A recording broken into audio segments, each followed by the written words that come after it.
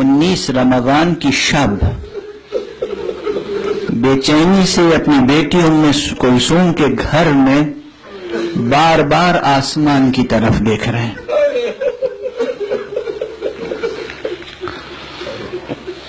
اور عجب انداز سے فرماتے ہیں ہاں ہاں آج ہی کی شب ہے جس کا وعدہ کیا گیا ہے. آج ہی کی شب ہے جس کا وعدہ کیا گیا ہے. اور بار بار آپ کلمہ استرجاع زبان پہ جاری فرماتے ہیں, کہتے ہیں انا للہ و انا الیہ راجعون. اجرکم علی اللہ, اجرکم علی اللہ.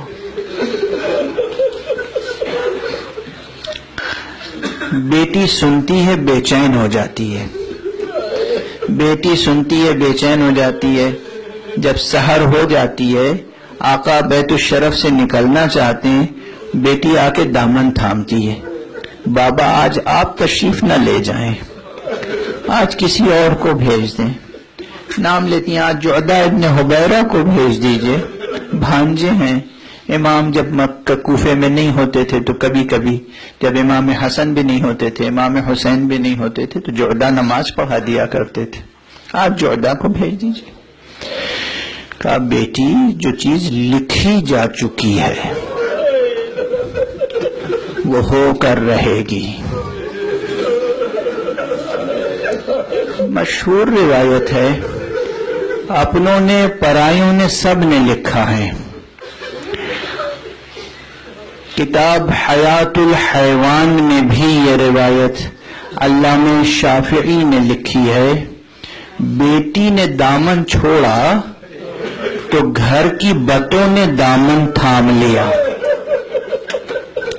گھر میں جو مرغابیاں پلی ہوئی تھی, بتیں تھیں, انہوں نے اپنی منقاروں سے علی کا دامن تھام لیا اور بلند آواز سے فریاد شروع کی. لوگوں نے ہٹانا چاہا تو کہا کہ انہیں جھڑکو نہیں, انہن نوائح, یہ تو میرے اوپر نوحہ کر رہی ہیں. اور اس موقع پر مولا نے کہا ہے مولا مولا. مولا کو یوں ہی مولا نہیں کہا جاتا. کیا شفقت ہے, کیا رافت ہے, کیا رحمت ہے حیوانوں پر. کہا بیٹی یہ بے زبان ہیں, ان کا خیال رکھ سکنا تو انہیں گھر میں مقید رکھنا, ورنہ آزاد کر دینا. ان کے حق میں وصیت فرمائی, دامن چھڑایا, انتہائی خشوع کے ساتھ, انتہائی خضوع کے ساتھ, ایک ایک قدم پر ذکر الہی کرتے ہوئے مسجد کی طرف بڑھ رہے ہیں. مسجد میں تشریف لے گئے اور یہ تاریخ میں ہے. امیر المومنین کے ساتھ بھی کئی مؤذن ہوا کرتے تھے. جس طرح واقعہ کربلا میں ہے نا, حضرت سید الشہداء کے قافلے میں مؤذن بھی تھے. روزانہ مؤذن اذان کہتا تھا, مگر روز عاشورہ امام نے مؤذن کو منع کر دیا کہ آج تم اذان نہ کہو. اپنے جوان بیٹے علی اکبر سے کہا علی اکبر آج تم اذان دو. یہ روایت ہم تک پہنچی ہے, آپ تک پہنچی ہے. حکمت ظاہر ہے, مولا چاہتے تھے آج کربلا کے بن میں محمد کی آواز گونج جائے. یہ بھی ایک طریقہ تھا حجت تمام کرنے کا.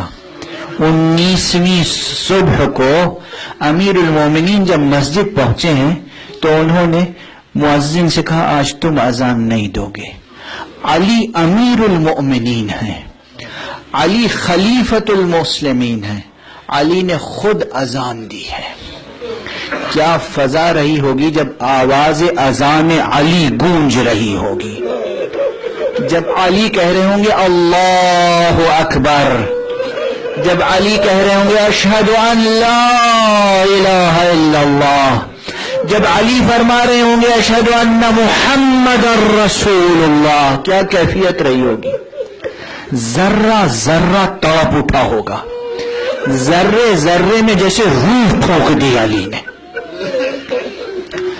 اس کے بعد بھی کچھ ایسے شقی تھے جو صحن مسجد میں منہ کے بھل سو رہے تھے. آپ پھر ان کے قریب آئے، ایک ایک کو اٹھایا، وہیں قاتل بھی موجود ہے، اسے اٹھایا کہ اٹھ، نماز کا وقت ہے، اور اگر تو کہے تو میں بتا دوں دامن میں چھپائے ہوئے کیا ہے۔ امام محراب میں پہنچے، بس اب اس سے زیادہ بیان کی گنجائش نہیں۔ امام نے نوافل ادا کیے، نافل فجر ادا کی، اور فریضہ صبح کا آغاز ہوا، اقامت ہوئی، نماز شروع ہوئی، پہلی رکعت کا دوسرا سجدہ۔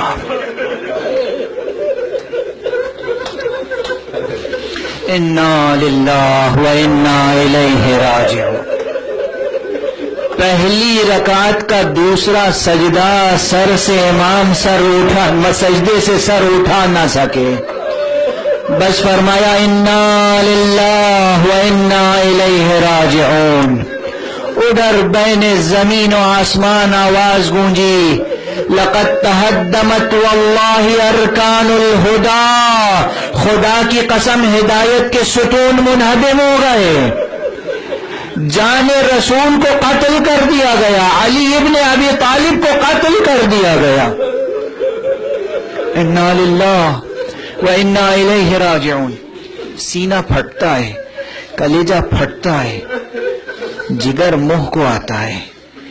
کیسے ایک منظر نقل کروں، ہر سال میں یہ جملہ کہتا ہوں، اور یہ بڑا عجیب موقع ہے۔ ہم آقا حسین کا ذکر ہمیشہ مصیبت میں کرتے ہیں، مگر دست ادب جوڑ کے کہتے ہیں آقا حسین آپ نے سر کٹا دیا سجدے میں، بڑی مصیبت ہے، بڑا عالمیہ ہے۔ مگر آقا ایک لحاظ سے دیکھیے تو بڑے بھائی امام حسن کو آپ سے بڑا امتحان دینا پڑا۔ کیوں؟ آپ کا صابر گھرانہ، آپ کا شجاع گھرانہ، آپ کا بہادر گھرانہ، آپ کا سخی گھرانہ، آپ کا جواد گھرانہ، آپ کی سخاوت کی شان یہ ہے کہ صرف مال نہیں دیتے، جان دیتے ہیں، مگر اپنی جان دیتے ہیں نا۔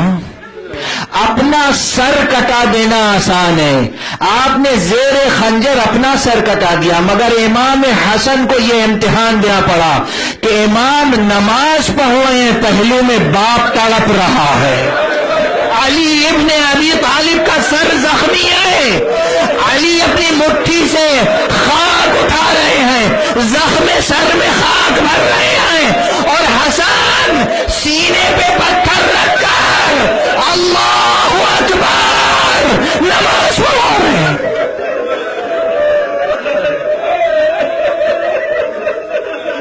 وا علی وا محمد